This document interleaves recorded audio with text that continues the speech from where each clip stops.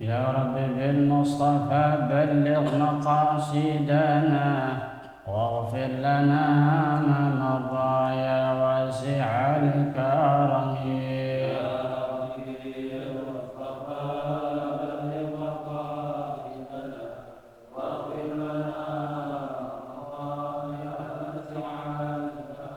لم يحتلم قط طه مطلقا أبدا وما تساب أصلا في مزى الزمن.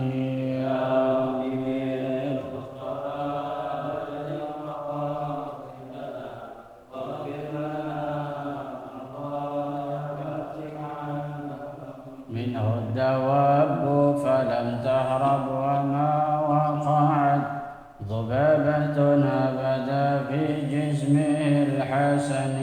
يا رب المصطفى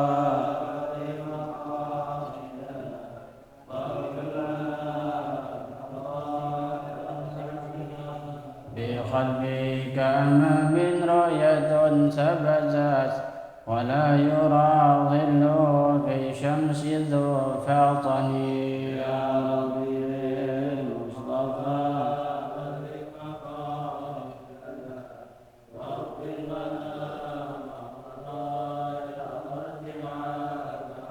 قد قد علت قوما إذا جلسوا عند الولادة في عذاب مختدن. يا رب المصطفى بلغ مقاصدنا واغفر لنا ما وسع اللهم صل وسلم وبارك عليه وعلى آله.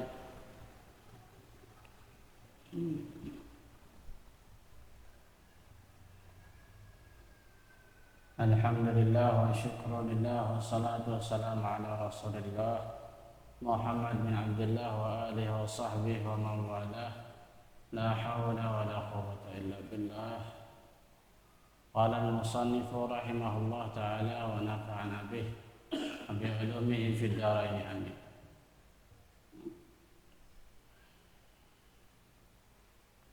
Wal hadi asyara والحادي عشر أن يتباعد والحادي عشر أن يتباعد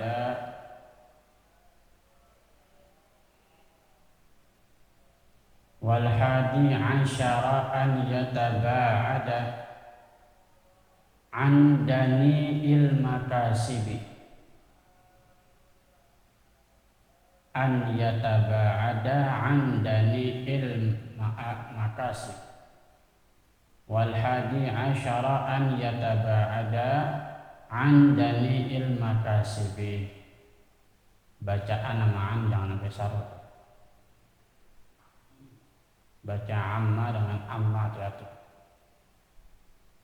Kalau amma itu ada kun, kalau amma itu tentang apa. Alif dengan hamzah, alif hamzah dengan ain, bacanya jangan sampai sarut. Siratal ladzina an'amta, bukan an'amta. Wal hadi asyara an yataba'ada an dani'il makasibi wa razilatiha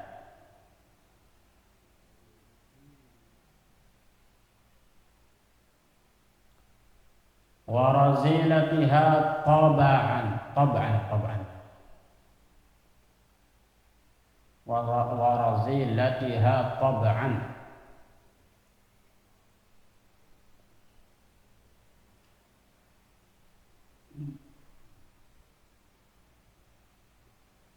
wa an makruhiha 'adatan wa syar'an wa an makruhiha 'adatan wa syar'an kal hijamati wad dibaghati was sarfi was siyaghati wa nahwi dzalika.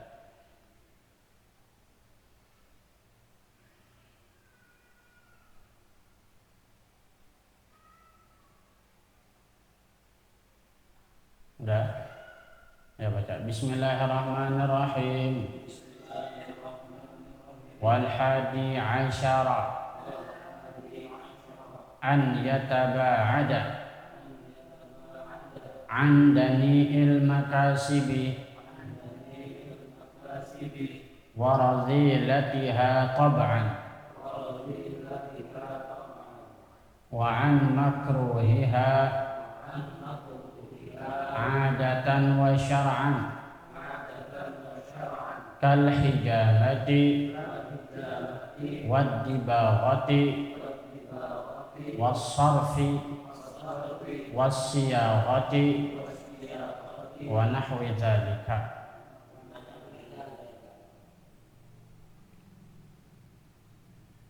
Terus wasani asyara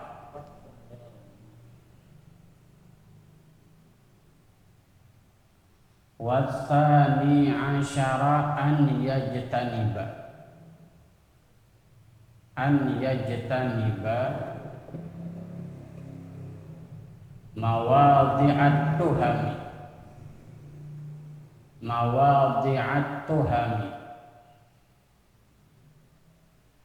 wa in ba'udat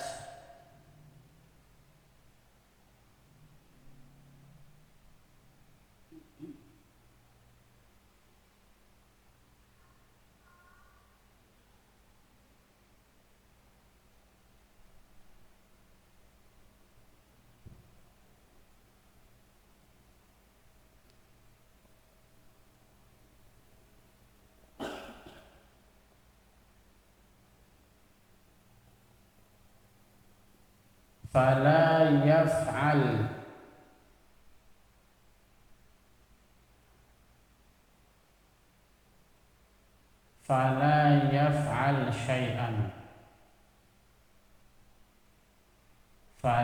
yaf'al syai'an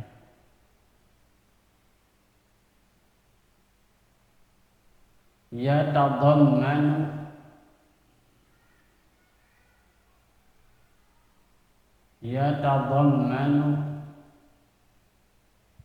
naqsu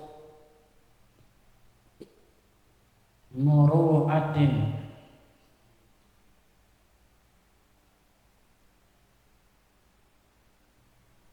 wa yustankaru zahiran.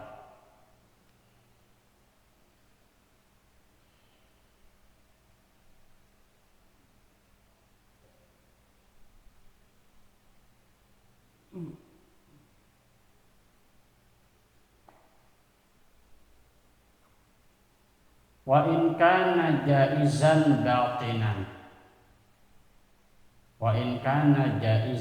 batinan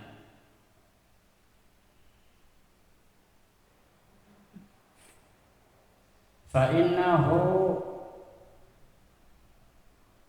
yu'ridu nafsahu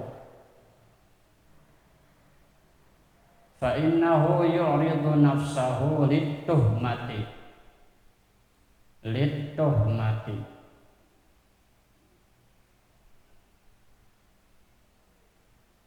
wa 'aradahu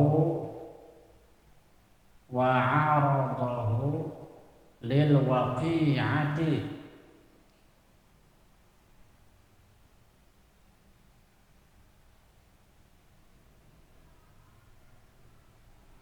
wa yuqi'un nasa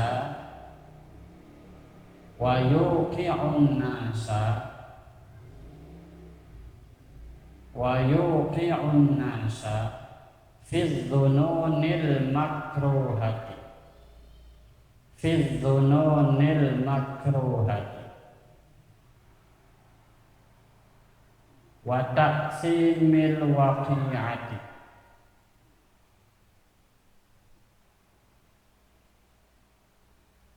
fa init tufiqa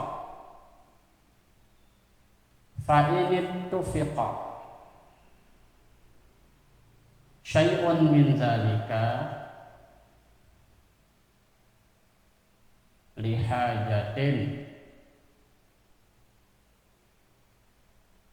aw nahwiha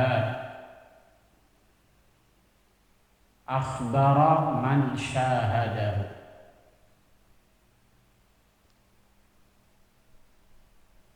bihukmihi wa bi'uzrihi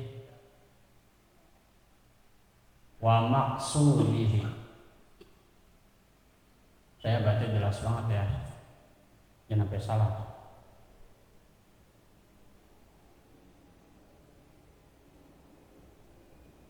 Dikit lagi, belum koma soalnya. Kaila ya sama, kaila ya sama, kaila ya sama, kaila ya sama bisa babihi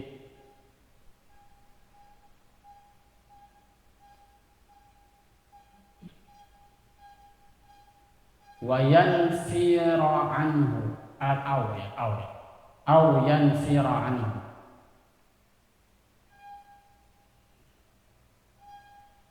au yanfira anhu fala yantafi'u bi'ilmihi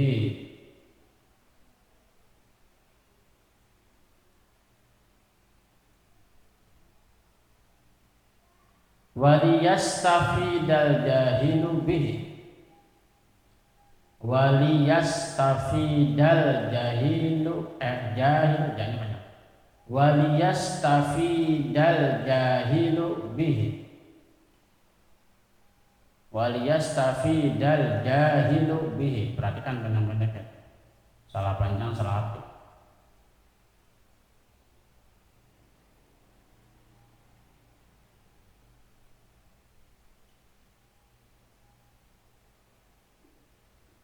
Oke, baca dafa wal hadi asyara yang tadi.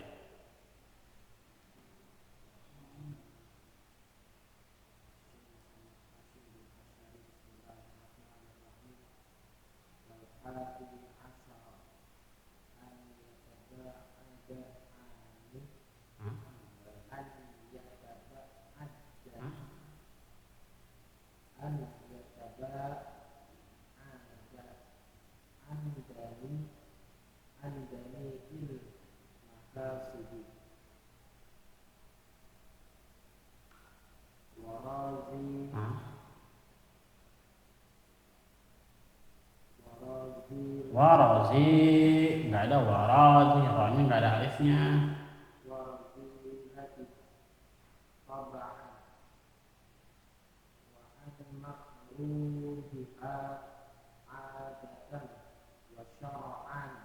Wasyar'an bukan wasyar, wasya, wasya, bukan wasyar, wasyar'an. Makanya ngomong sin kita jangan monyong jadi o. Yang boleh monyong itu cuma sod, wasarfi itu bawah. Kalau sin gede wasya, senyum. A'udzubillahi minasyaitan, bukan syaitan, syaitan. Wasyar'an. Nah, gitu biar jelas. Apa? Baca itu sesuai harokat, kan udah harokatnya bener, baca ikutin, buktinya yang kedua bener itu, jangan asal. Terus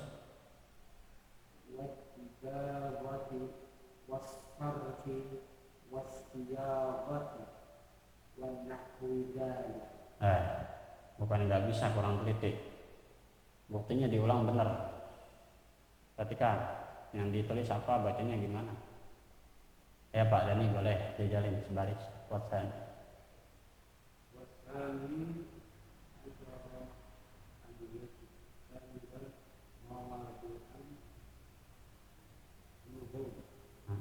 Mawadi'at tuhami itu tak tuh. Mawadi'at tuhami titiknya terlalu kecil-kecil.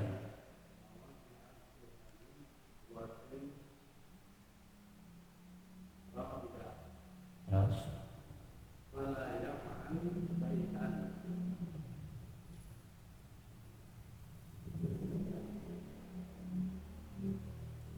ya tadamman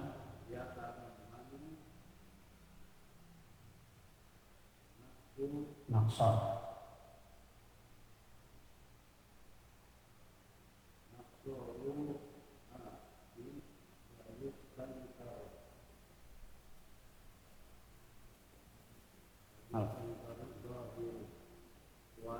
Nak wayu apa? Wala yafasyan yatadamanu naqsa yang tadi. Nah, terus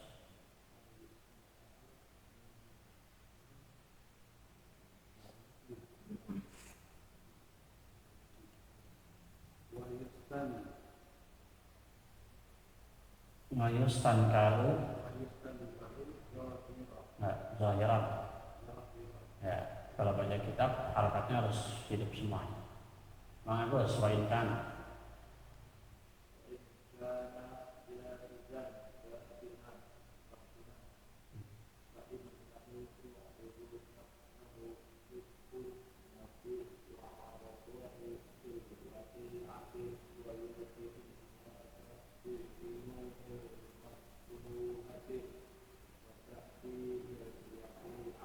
Berarti kan nggak ada sah cara baca di bangun.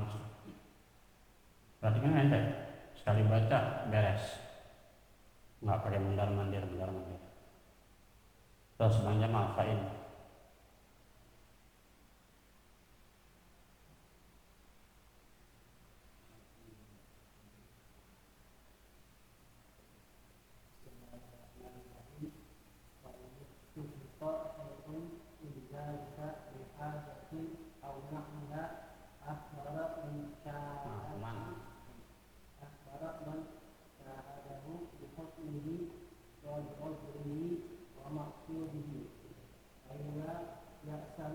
Ya sama. Bisa babihi.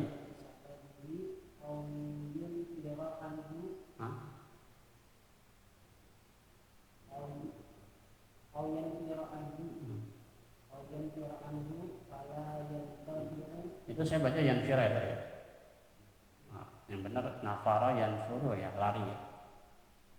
Surat At-Taubah juga. Maka nalil mu'min ayyanfiru benar. Yanfiru ya benar. Aw yanfira.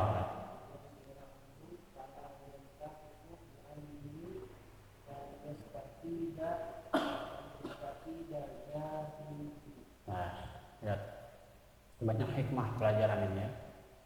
Jadi semakin kita alim dituntut semakin paling ya. Orang alim itu justru paling menjaga,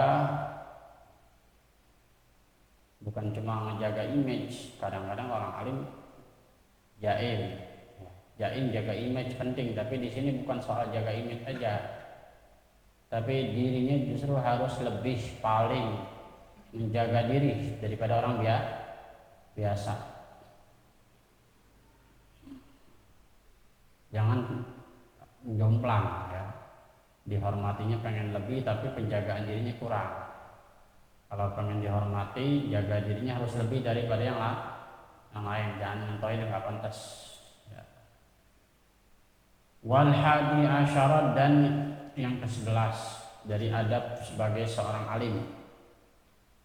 Tuntutan sebagai seorang alim terhadap ilmunya dijaga. Ini adalah kiat atau cara yang ke-11. An yataba'ada, hendaklah yataba'ada, menjauhi itu dia si orang alim. An yataba'ada, hendaklah yataba'ada, menjauhi dia si orang alim. Taba'ada yataba'adu, taba'udan, menjauhi. Bisa bermakna menjauhi, bisa bermakna berjauhan, saling berjauhan. Tapi di sini pelakunya satu orang. An yataba'ada, hendaklah menjauhi itu si pelajar yang sudah menjadi orang alim nanti. An dani ilmakasibi, an dari dani itu diambil dari kata dana, dunia. Dunia itu hina artinya. Dani artinya hina. An dani ilmakasibi, dari yang hina, al-makasibi pekerjaan, yaitu dari pekerjaan yang hina, pekerjaan yang kurang bagus ya. Pekerjaan yang hina. Apaan pekerjaan yang hina? Tukang bangunan? Bukan. Tukang bangunan mulia, pantas-pantas aja. Tapi ini sebagai orang alim jangan melakukan pekerjaan yang ini nih, yang di bawah nanti. yang orang lihat itu sepele jadinya, jadi meremehkan dia. Tapi nggak ada tukang risau, nggak ada di sini bagus. Kalau di sini disindir jadi tukang risau, saya berhenti. Warazilatiha, rozil itu hina, sama ya maknanya hina. Dani itu hina, rozil itu tercela, rozil. Wa akhlaqir razilah, akhlak tercela, rozil, pekerjaan yang tercela. Warazilatiha, dan yang tercela, warazilati, dan yang tercela hak daripada itu makasib, daripada itu pekerjaan-pekerjaan tab'an, secara tabiat, secara umum dipandangnya kurang bagus. Jadi kalau kita sudah jadi ahli ilmu, hendaklah kita menjauhi pekerjaan yang secara umum dilihatnya hina. Apa aja itu nanti disebutin. Yang pertama itu pekerjaan yang jelek atau hina. Yang kedua wa'an, dan begitu juga dari wa'an dan dari, begitu juga maknanya ya. Wa'an dan dari makruhiha, yaitu makruh. Apa makruh? Yang kurang pantas, dibenci. Makruhiha, yang dibenci, hak daripada itu makasib, daripada itu pekerjaan. Adatan wa syar'an, baik secara budaya, secara norma maupun secara syariat Islam. Secara norma udah jelek, secara syariat Islam juga jelek. Apa? Salah satunya apa coba? Ada pekerjaan yang secara norma jelek, secara syariat jelek apa? Misalnya perempuan malam, secara norma jelek kan? Secara syariat apalagi, jangan sampai ditanya. Misalnya itu contohnya, masa iya ustazah begitu? Gak mungkin. Itu contoh pekerjaan yang secara adat dan secara syarat kurang pantas, kurang bagus. Walaupun kalau terpaksa nggak apa-apa. Ya. Kalau mazhab kita, ulama kita masih agak lembut, makanya ulama-ulama kita tuh masih setuju adanya lokalisasi ya. Jadi lokalisasi itu bertujuan supaya penyakit daripada hasil hubungan-hubungan yang nggak halal itu tidak tersebar kemana-mana. Begitu juga misalnya ada kampung narkoba ya emang gimana, orang udah masuk dari awalnya udah susah dicegah, udah kebobolan, negara sudah kebobolan. Kalau udah masuk gimana cara ngeluarinnya? Orang pabriknya juga di sini ya kan. Bagaimana caranya itu teratasi, terkontrol, terdata, maka harus lokalisasi, bukan setuju. Jadi jangan salah paham. Jadi pemerintah itu berat, serba bingung. Jadi pemerintah itu serba salah. Enggak dilokalisasi, nyebarin penyakit, main ngumpet-ngumpet, bener kan? Kayak di apa itu? Dava nggak ngalamin Dava. Kalau saya dulu masih ngalamin, masih kecil loh, di Cibubur. Pernah jalan malam-malam satu ditawarin perempuan, bang main dia. Saya gemeteran, bagus ada cowok di belakang godain dia. Alhamdulillah lolos. Kalau enggak saya ditarik-tarik. Di Jalan Kopassus itu tuh, di Jantung. Banyak banget tuh, nggak tahu sekarang. Sekarang udah ganti, yang kita lewat kemarin ya, pas sejarah ya. Udah ganti toko apa? Udah ganti buah-buahan 10.000. Dulu bukan buah 10.000, dulu cewek 10.000. Mudah-mudah banget. Wah Bang Jamal mah kepikiran terus kalau lewat tuh. Kalau dulu tapi ya. Sekarang jangan dicari, nggak ada. Nah itu bahayanya kalau tidak dilokalisasi ya, maka akan seperti itu. Kayak dulu kalau kita sekali ngeledek, lu mau kemana sih, lu dandan mau taman Nawang ya. Taman Nawang itu kan taman buat orang-orang nyari, nah gitu-gitu dah, perempuan malam ya. Sekarang udah nggak ada. Kenapa? Karena pemerintah sudah semakin peduli ya, sudah banyak tuntutan dari dokter dan lain sebagainya supaya dilokalisasi dengan tujuan supaya terdata. Bukan dalam arti lokalisasi diayomin, bukan ya. Mengayomi orang berzina hukumnya haram jelas. Tapi pemerintah bukan mengayomi perzinahannya, tapi mengayomi kemanusiaannya. Penting itu garis bawahi. Ya. Jadi lokalisasi tujuannya adalah mengayomi kemanusiaannya. Karena biar bagaimana mereka manusia, jangan sampai nyebarin penyakit, mereka juga punya anak dan lain sebagainya. Di satu sisi disuruh berhenti nggak bisa. Awalnya memang terpaksa, iya nggak? Awalnya kejebak emang dari kampung nggak tahu Jakarta sampai sini ketagihan gitu. Awalnya begitu. Emang kalau secara naluri rata-rata semuanya terpaksa. Tapi lama kelamaan 75% emang demennya tuh. Ya. Terus sekarang mau bukan perempuan malam juga udah jual diri di mana-mana, ya kan? Lagi di sosial media hanya untuk mendapatkan like dan konten dan lain sebagainya. Itu udah bahayanya. Yang kemarin kita bilang fitnah apa? Fitnah apa itu yang kemarin? Fitnah itu dujrah ya. Fitnah apa? Yang terakhir? Ya. Ad-duhaima, masih ingat nggak? Fitnah duhaima, fitnah yang menampar TV, yang semua orang pasti kan handphone atau anak kita. Cek Instagramnya, jadi YouTube-nya, story-nya cek. Nah, nyari-nyari yang nggak benar kita. Jadi semakin mudah teknologi, semakin berat tanggung jawabnya. Kalau orang dulu sih ngayang-ngayang paling kemana, ya kan? Tanggung jawabnya nggak berat. Paling pulang-pulang ketusuk paku, korengan gitu-gitu doang orang dulu. Kalau sekarang anak kita baik-baik aja di rumah, tapi mentalnya rusak. Lebih berat lagi kalau orang dulu sih. Maghrib pulang, kena paku. Wa'an makruhiha, dan dari yang dibenci, pekerjaan-pekerjaan yang dibenci, adatan baik secara adat, wa syar'an dan secara syariat, secara Islam. Seperti apa? Jangan tersinggung. Misalnya kita punya teman, tapi kalau teman itu bukan ustadz nggak apa-apa, ya. Kalau teman itu bukan ustadz nggak apa-apa, nggak masalah kalau orang biasa. Tapi kalau dia orang yang sudah ngajar, ini jelek buat orang yang sudah ngajar, yang udah punya murid. Kal hijamati, seperti tukang bekam. Nah, tukang bekam itu zaman dulu dianggap hina. Ya, jadi tabib bukan, dokter bukan, tapi bekam. Itu nggak bagus kalau dia sudah punya murid.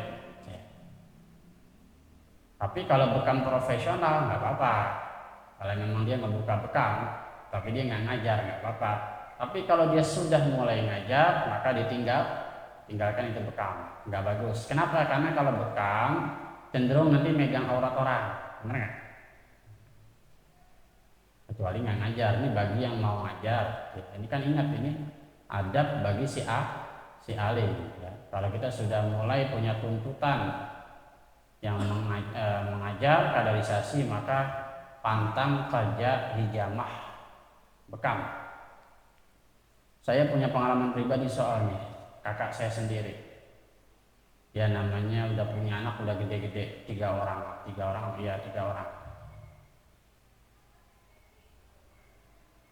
Ceritanya dia kerja bekam di persatuan bekam, biasalah. Yang bekam biasanya kan dipanggil ustadz, ya kan? Karena kalau bekam kesannya kan agamis, ya. Sunnah Nabi, jualan sunnah, ya kan? Ceritanya ini kakak saya yang perempuan ini sama ustadz itu dekat, namanya jalan kemana-mana barengnya. Kakak saya tukang bawain itunya, alat-alatnya, ustadznya itu tukang bekamnya. Kadang-kadang di samping bekam juga ruqyah, biasa ruqyah syar'i, ya kan? Wah, ngobatin orang pakai doa apa segala macam. Karena sering bersama, kakak saya akhirnya jadi pacaran sama ustaz. Padahal sama-sama udah punya pasangan, udah punya anak gede-gede. Akhirnya hidupnya berantakan, rame, kawin dia. Kawin hidupnya nggak bener sama tuh ustaz, balik lagi ke suami yang lama, alhamdulillah bener lagi. Tapi prosesnya bertahun-tahun. Ada kali 4 tahun prosesnya itu lama banget. kakak tiri. Bapak saya kan punya bini dulu 2 kali ya. Jadi orang yang di dalam kitab di dalam kitab Tib At-Tadawa bil Quran wa Asadin Nahal ya, berobat dengan Quran dan madu.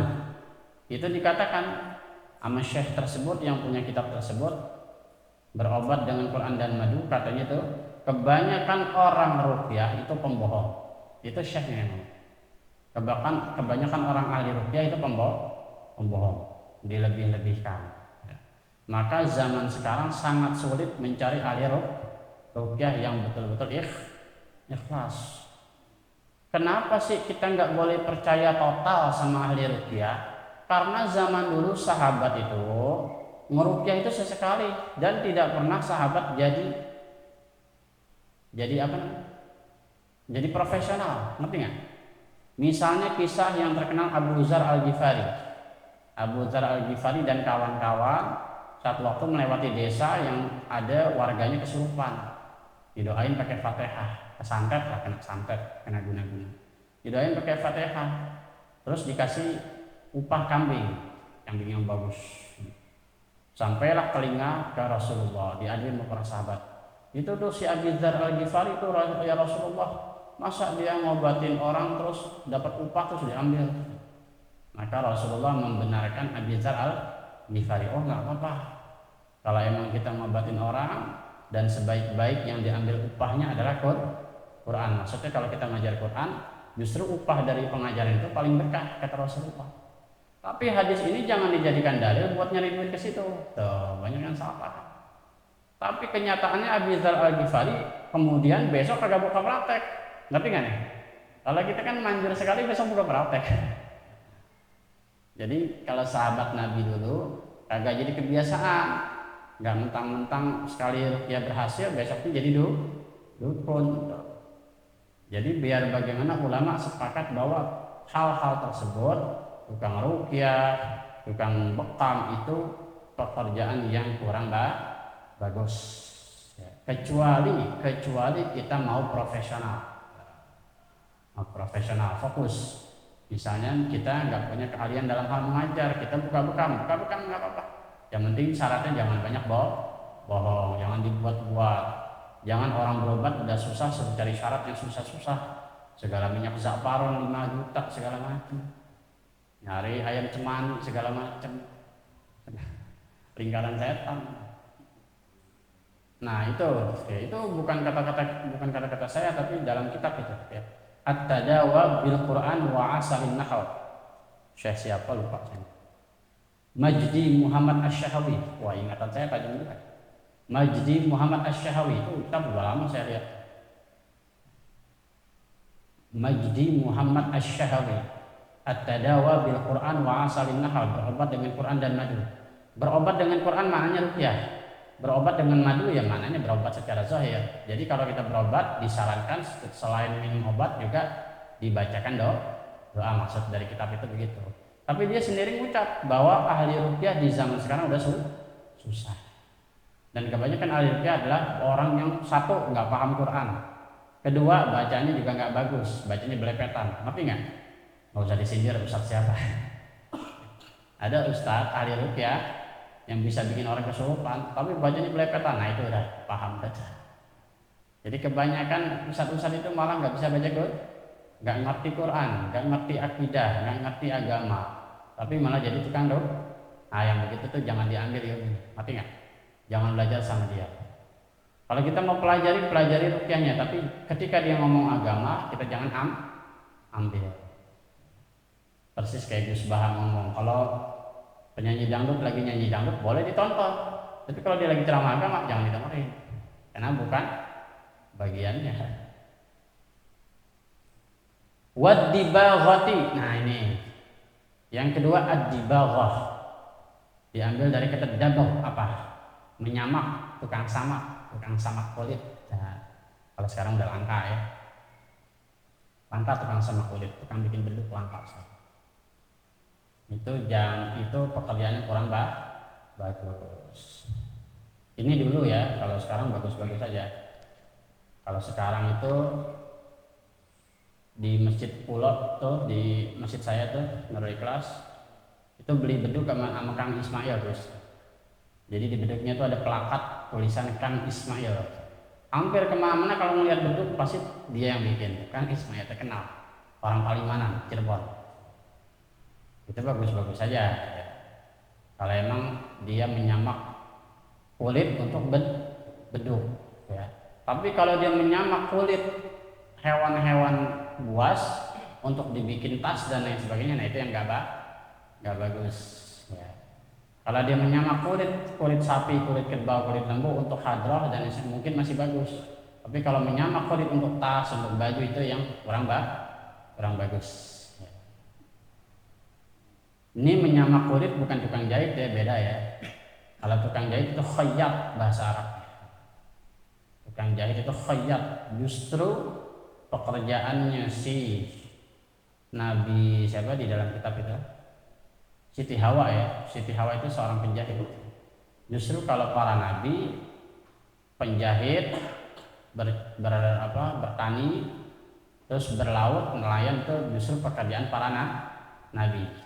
Tapi kalau bekam itu nggak ada nabi. Terus menyamak kulit itu nggak ada.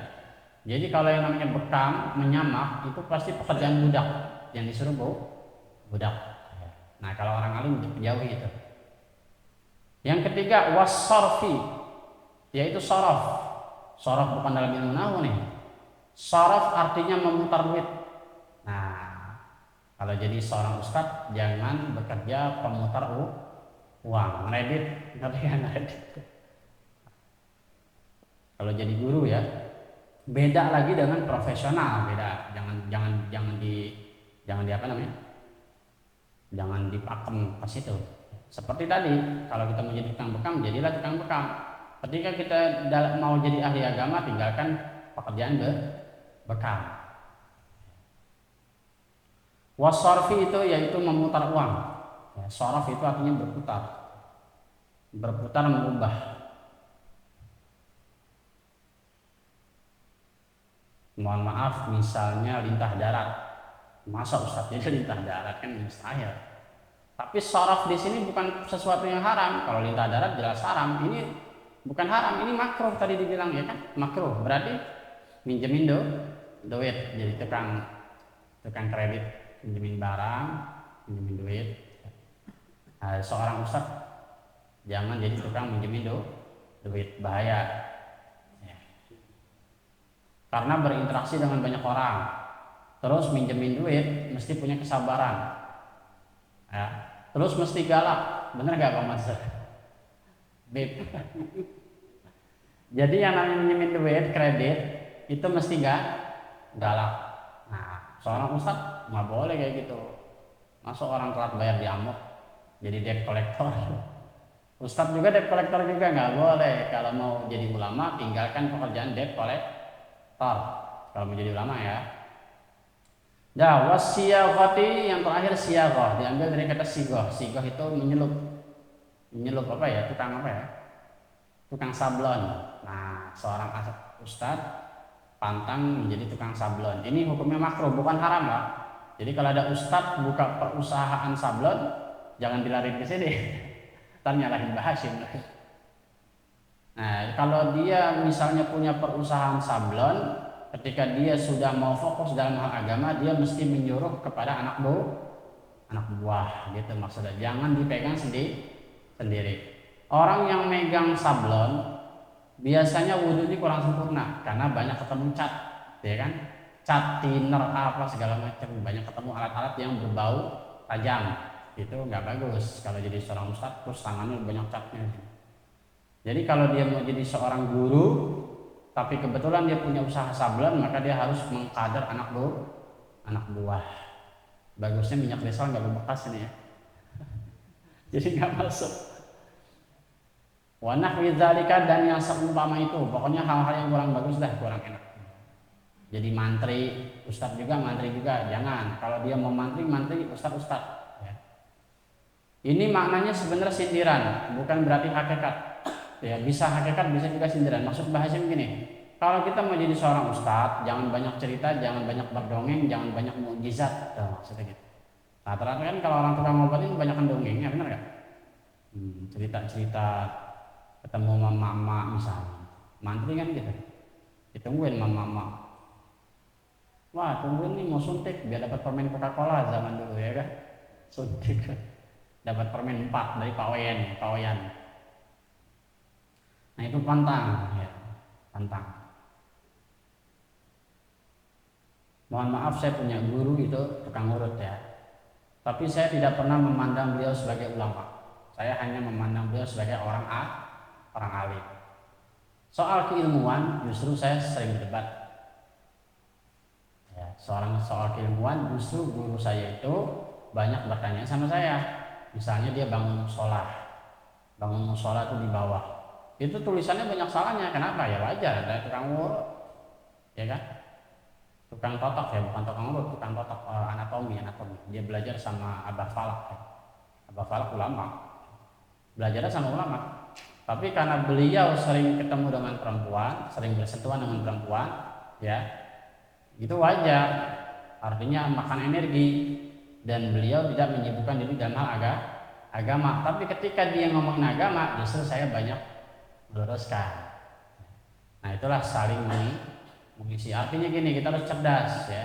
Kalau kita ketemu, mohon maaf, punya teman banyak cerita, banyak dongeng, banyak mukjizat, banyak karomah, bisa ngobatin orang, bisa bikin air, apa segala macam, jangan pandang dia sebagai ulama.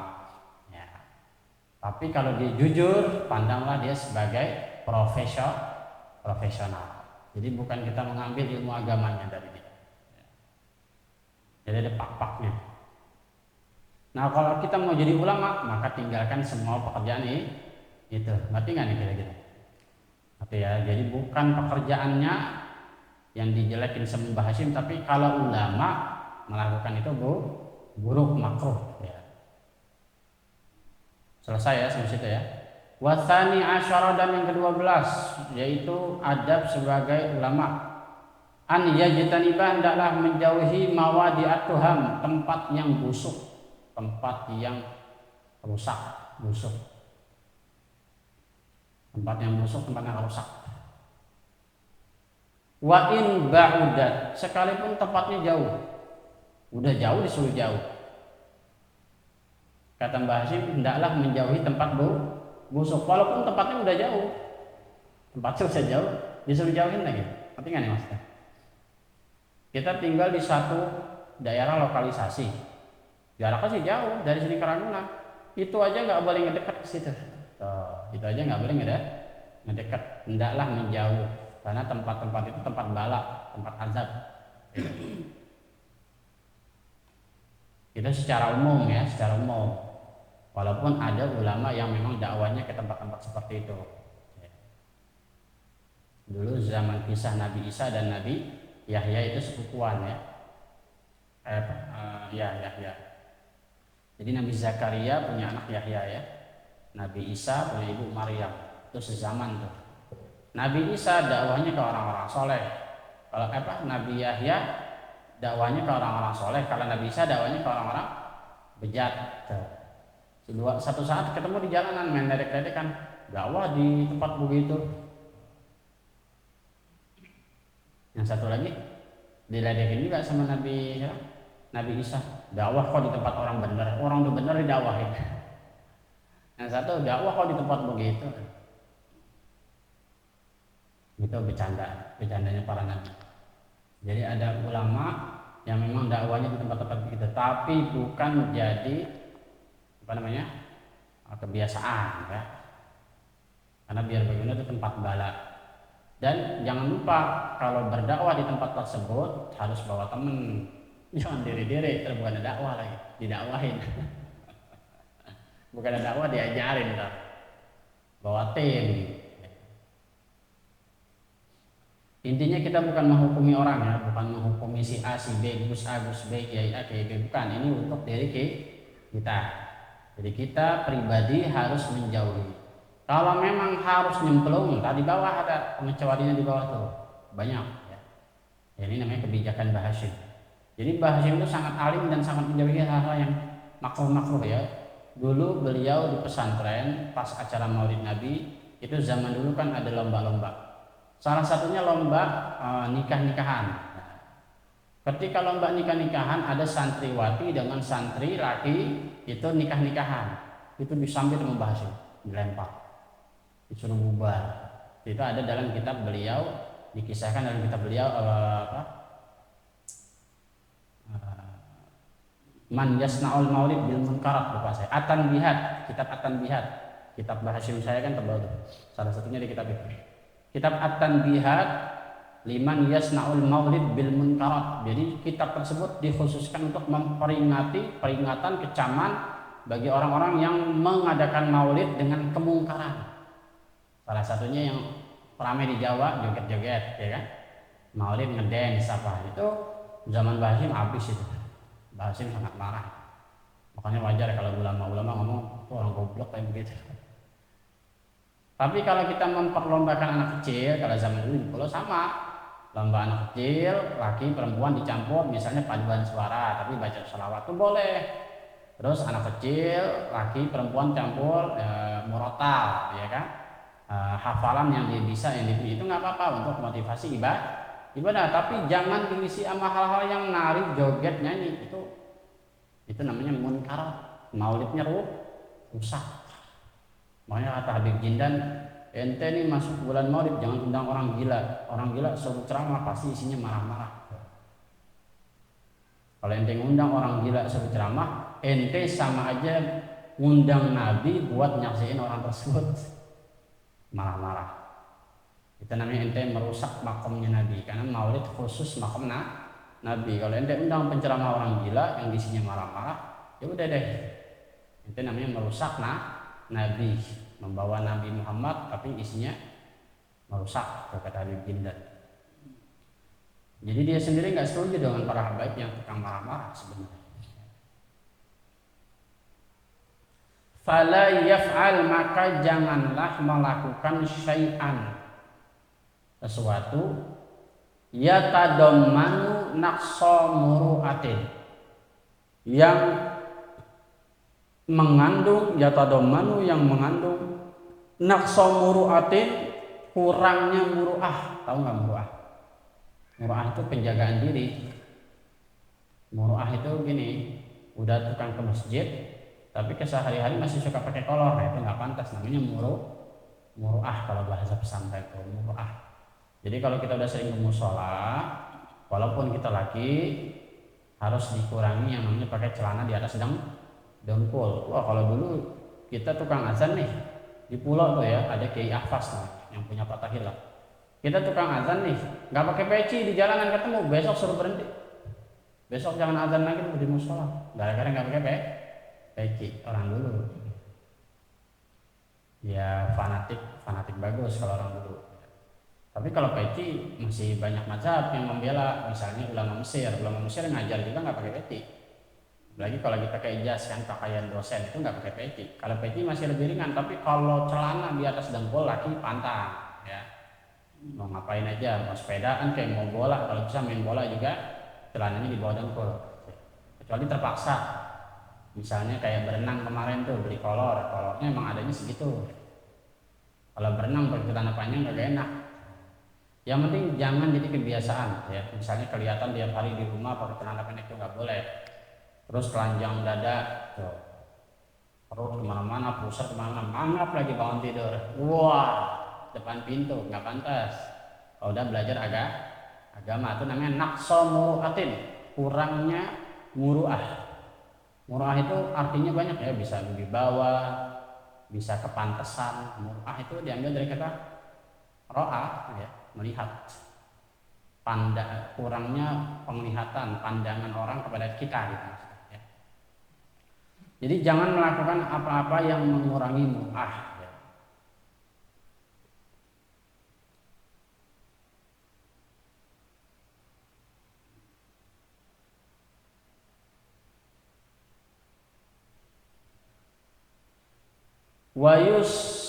Tankaru zahiran, tankaru, dan yang diingkari zahiran secara zahir. Diingkari secara zahir itu maksud apa?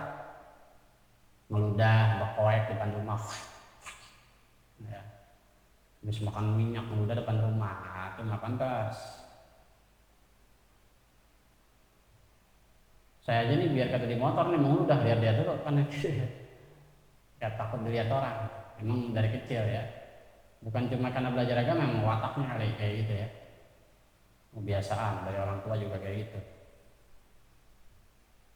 Terus makan mie, dulu saya makan mie, terus saya sholat, wah itu dilempar sendok sama bapak saya. Gitu dijaga kayak gitu-gitu. Terus makan, nggak boleh tuh makan bunyi gitu tuh. Harus nih, harus jangan sampai keluar ya. Kalau pakai sendok di piring yang tang tang tang tang tang tang, nggak boleh. Pokoknya yang diingkari secara zahir ya. Banyak banget. Bersiul juga nggak boleh, bersiul kalau udah belajar agama.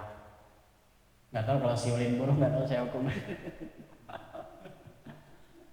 Tapi kalau bersiul itu nggak boleh, apalagi ada cewek lewat, waduh, pantang sambar geledek kita. Kalau siulin burung tujuan buat melatih nggak apa-apa, tapi jangan jadi kebiasaan. Lagi bengong nih, ngapain nih? Kayak nggak punya kerjaan. Kan banyak orang gitu kan, di kamar mandi siul, wah, nggak boleh, pantang itu. Itu dulu di pesantren ada lagi kamar mandi ada yang nyanyi, dijemur sama ustad dari pagi sampai subuh, dari abis subuh sampai ketemu zuhur, sampai mau pingsan tuh orang. Ada dulu pak saya orang Jambi kalau nggak salah, di kamar mandi lagi sampoan nyanyi, oh mantap, tawan ustad sering keluar. Itu demi menjaga muruah ya. Tapi kalau bersiul untuk mengajari binatang itu nggak apa-apa. Bersiul untuk kode, misalnya kode-kode bahasa kayak marinir atau apa, atau kode di dalam hutan itu nggak apa-apa. Makanya para ulama itu menganggap bersiul hukumnya haram ya, kecuali jika disaranakan dengan suling. Suling. Jadi kalau kita bermusik bersiul itu kan nggak boleh. Caranya supaya keluar suara pakai suling. Jadi kalau mau tahu, kalau ente baca manaqib Habib Ali Simtud Duror, itu dia benci dengan orang bersiul, tapi dia kalau mau bersiul dia pakai seruling. Jadi seruling itu kesukaan Habib Ali Simtud Duror. Makanya habaib itu kalau ganggusan selain pakai itu tuh yang kayak bombay itu pakai seruling. Jadi seruling itu adalah alternatif supaya kita nggak keluar bersiul, karena bersiul itu sembayangnya orang Yahudi. Sembayangnya orang musyrik di Ka'bah di zaman dulu. Bukan Yahudi ya, orang musyrik. Orang-orang yang menyembah patung. Mereka sholat itu bersiul dan tepuk tangan. Tepuk dada, tepuk tangan. Seperti orang Syiah meratap gitu ya, orang Syiah meratap.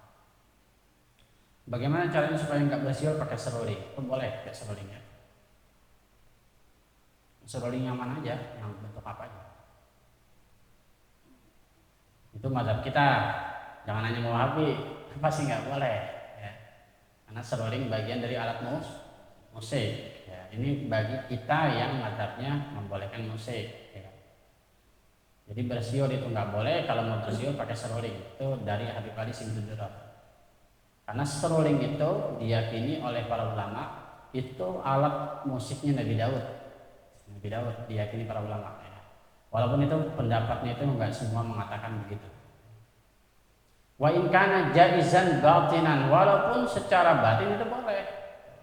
Secara batin boleh. Kayak pakai celana boleh nggak? Pakai celana pendek boleh nggak? Yang bilang nggak boleh siapa? Tapi kagak pantas, ngerti nggak? Jadi secara umum diingkari, tapi secara batin sebenarnya boleh-boleh aja. Anak laki nggak pakai baju boleh nggak? Boleh. Kalau belajar fikih kan aurat kita antara pusat dan lutut. Tapi kalau sudah belajar agama nggak boleh, nggak pantas.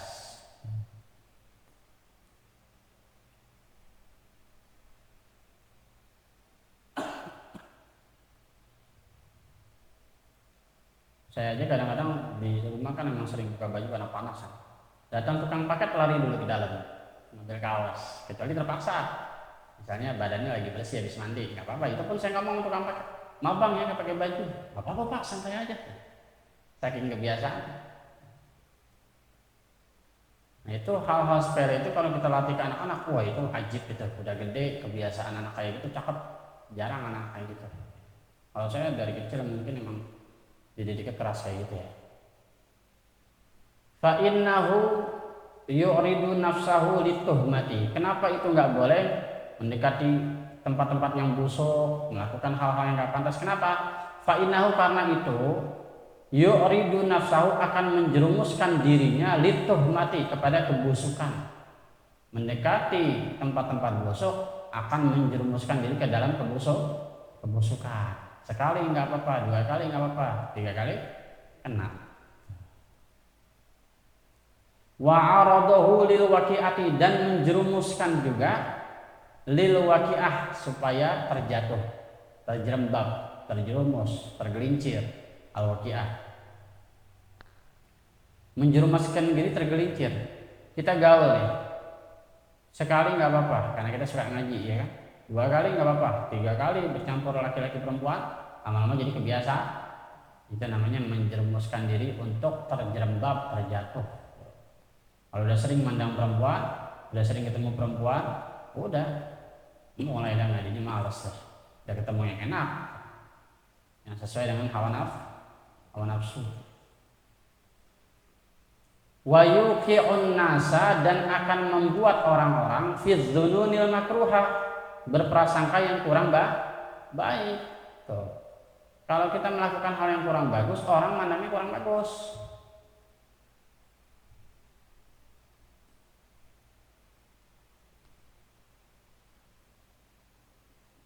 Wa ta'simil waqi'ati, dan taksim, membuat berdosa al waqi'ah, dari kejadian. Maksudnya membuat seseorang menjadi menyebabkan, menjadi faktor orang itu berdosa. Orang berprasangka sama kita, kalau kata kita gimana? Terserah lu, terserah dia, biarin aja dia bersangka sama gue. Padahal nggak boleh kayak gitu. Kalau bisa kita setiap melakukan sesuatu yang kira-kira orang prasangka buruk, daripada dia dosa dan sebab kita dia berdosa, itu kita dapat dosanya juga. Dengan sebab kita dia berdosa, maka harus dijelasin tadi gua ngapain. Ngerti nggak? Nanti ada di bawah dijelasin tuh, tentang Nabi satu waktu dengan istri barunya. Istrinya Nabi semuanya bercadar, satu saat ada sahabat lewat, Nabi bilang, ini istri saya. Iya ya Rasulullah, saya percaya. Rasulullah mana mungkin, ya kan? Masa sama yang bukan mahram. Tapi namanya sahabat manusia, kata Rasulullah, lah, sesungguhnya setan itu sangat cepat, dia mengalir di dalam darah. Setan itu perasaannya cepat, maksudnya bisa aja ketika lihat kita nggak apa-apa, tapi di rumah kepikiran Rasulullah masih apa tadi ya, nggak? Sampai begitu aja Rasulullah kasih tahu, ini istri saya. Jadi kalau kita itu ngapa-ngapain mesti dikasih tahu. Cuman kadang-kadang ngasih tahu kayaknya bawel banget. Banyak yang salah paham saya gara-gara gitu tuh. Bawel Allah. Padahal tujuannya ngasih tahu. Tadi saya begini Pak. Soalnya begini. Kadang-kadang kita nggak mau dengar gitu-gitu ya. Iya apa iya? Padahal itu tujuannya menjauhi fitnah. Fa ini tufiqa, tapi jika disepakati, syai'un min dzalika li hajatin, karena itu sesuatu tersebut karena hajat, butuh, au nahwiha, atau seumpamanya, akhbara man syahadahu, maka dia harus memberi kabar, memberi penjelasan kepada yang menyaksikan. Kalau emang disepakati karena hajat, ya. Misalnya kita, mohon maaf nih, ini sering kejadian, kita ke rumah teman kita yang ada bininya. Ya namanya orang biasa nggak ngerti adab, bininya keluar pakai daster, ngerti nggak? Nah kita itu harus jaga tuh yang gitu. Kita jelasin, Assalamualaikum bro, tadi gua ke rumah lo, yang ketemu bini lo, nggak apa-apa ya, ini gua titip aja bini lo, nggak apa-apa ya, itu harus dijelasin. Jangan sampai nanti bininya keburu cerita duluan, tadi temen lo kemarin. Sekali nggak apa-apa, 2 kali, kalau kau terus bisa bersangka bener ya. Sering banget kemarin jadi gitu, padahal nggak ngapa-ngapain, sering nggak begitu? Kita timbul cemburu dan lain sebagainya. Yang gitu-gitu mesti aman, gitu. Mesti dikasih tahu, ya. Itu sepele, banyak yang lain yang lebih dari itu.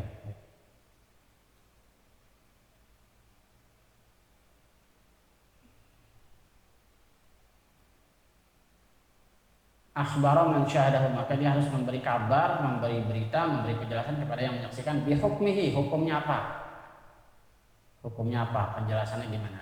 Wa bi udhrihi, kenapa saya begitu? Uzur itu alasan.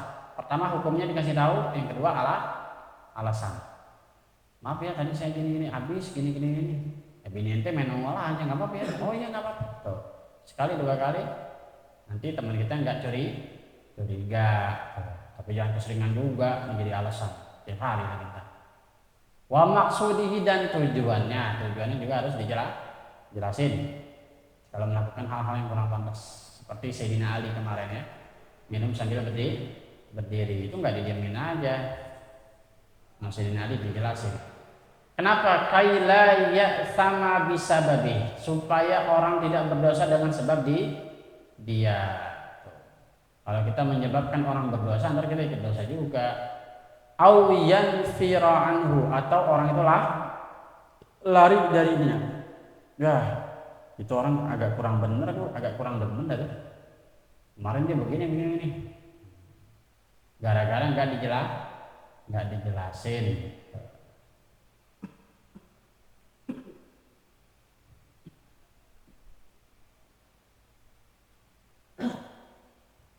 Saya waktu itu pernah khutbah, ada anak kecil berisik. Wah, berisiknya udah kebangetan. Saya tegur. Kebetulan namanya kenal lagi ya. Siapa saya lupa namanya. Ardan misalnya. Jangan berisik ini.